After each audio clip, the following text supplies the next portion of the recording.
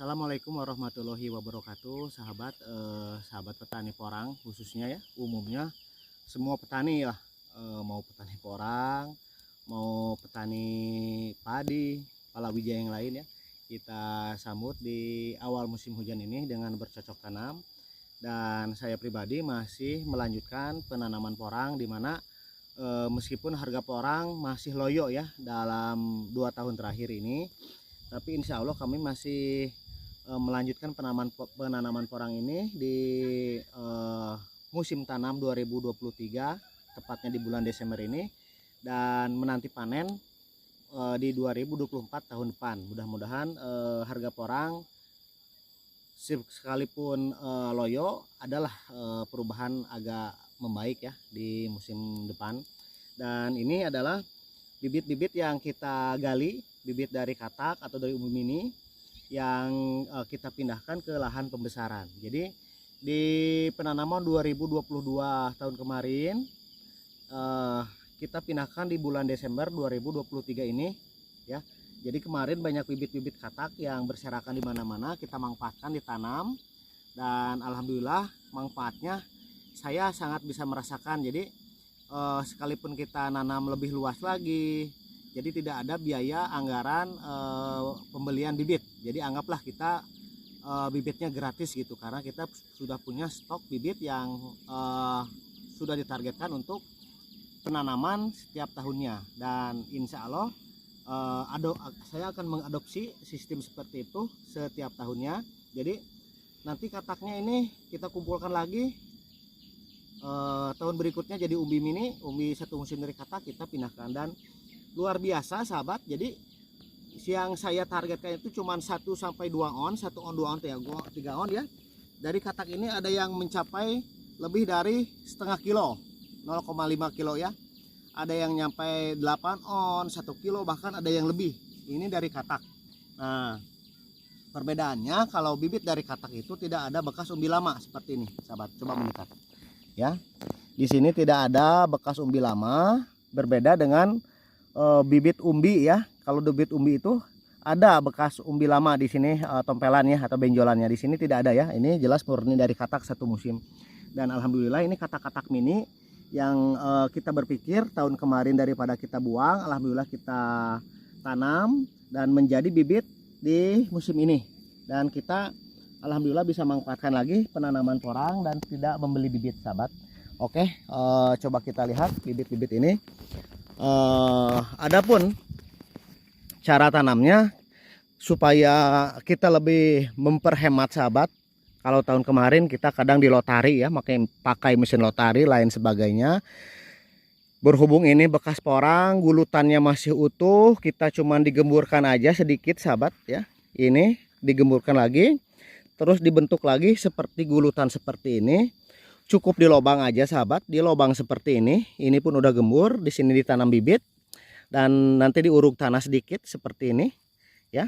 Ditanam bibit seperti diuruk tanah seperti ini sahabat. Tuh. Nah, seperti ini. Nah, lalu kita nanti perbanyak pupuknya di sekeliling permukaan ininya. Karena ini bagian serapan dari akar ya. Jadi akar ke sini. Nah, jadi umbi yang sampingnya tembus ke sini akarnya, ini pun sama ya secara otomatis. Jadi dengan cara seperti ini mudah-mudahan lebih memperhemat. Jadi alhamdulillah satu, kita memperhemat tidak ada biaya pembelian bibit ya, karena kita sudah memakai sistem punya bibit sendiri, katak-katak mininya ataupun katak besar kita tanam dan menjadi bibit di setiap musim tanamnya. Satu itu. Nah, jadi kita tidak ada biaya anggaran beli bibit. Yang keduanya, cara tanam yang kita rubah ya. Jadi kita rubah tapi tetap aman. Jangan sampai kita rubah tapi membahayakan atau menjadi umbi itu berkembangnya kurang bagus. Tetap kita digemburkan, cuman dipersingkat sahabat. Dan yang ketiganya kita coba berinovasi mengolah pupuk-pupuk organik seperti diperbanyaknya sekam bakar, diperbanyaknya kohe kotoran hewan seperti sapi, ayam ataupun kambing, tapi tetap difermentasi. Dan kita hanya memerlukan biaya tenaga kerja sahabat. Jadi tidak ada pembelian pupuk kimia ya. Tetap pupuk kimia kita pakai, nanti di masa pembesaran itu generatif vegetatif ya. Masa pembesaran, masa generatif ya. Nah, jadi mungkin NPK Mutiara kita bisa pakai ataupun Ponska ya, dicampur TS. Untuk tambahan kaliumnya kita pakaikan lagi, mungkin nanti kimianya seperti KCl ya. Itu udah misalkan 2 atau 2,5 bulan lagi menuju panen, sahabat. Nanti kita kimianya cuman seperti itu aja, kita tambahkan cuman 30% aja, itu pun di masa sudah mendekati panen ya. Jadi kita ini perbanyaknya organik aja dulu, sahabat, di awal penanaman. Oke sahabat, apakah porang ini masih layak untuk kita tanam, itu dikembalikan lagi ke masing-masing orangnya, dikembalikan lagi ke masing-masing petaninya.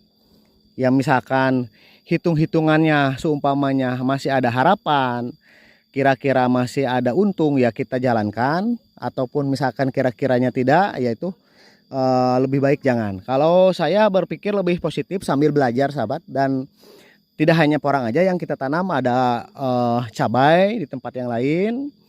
Jadi ada juga mungkin sayuran ya. Jadi tetap porang ini saya kembangkan di nomor satu kan. Di sampingnya kita ada tanaman yang lain juga yang kita kembangkan, sahabat. Dan mudah-mudahan apa yang kita kerjakan, apa yang kita lakukan dengan baik, dan hasilnya tidak buruk lah ya. Kita mendapatkan hasil yang baik juga. Dan cara seperti ini yang kita coba tanam, karena ini kita dari bibit kuncup ya. Soalnya kalau kita ambil dari lahan itu yang sudah bertunas seperti ini lebih mudah, sahabat ya. Lebih mudah, tanahnya sudah gembur. Berbeda kita memindahkan bibit ketika masih musim kemarau. Jadi tanahnya masih keras dan umbi pun kadang banyak yang tersisa. Ada yang tidak ketemu ya. Nah kalau sudah berkucup seperti ini semua sudah rata, alhamdulillah masih tanahnya gembur dan kita lebih mudah mengambil bibitnya. Dan mungkin ini akar sedikit terganggu, sahabat, tapi tidak masalah. Nanti ini akar akan keluar lagi, akar-akar yang baru ya. Dan yang penting porang ini batas terakhirnya sampai kuncup ya, atau sampai sebelum daun keluar. Kalau udah daun keluar itu riskan, sahabat. Riskan, biasanya layu, stres, dan agak lama untuk menjadi normal lagi.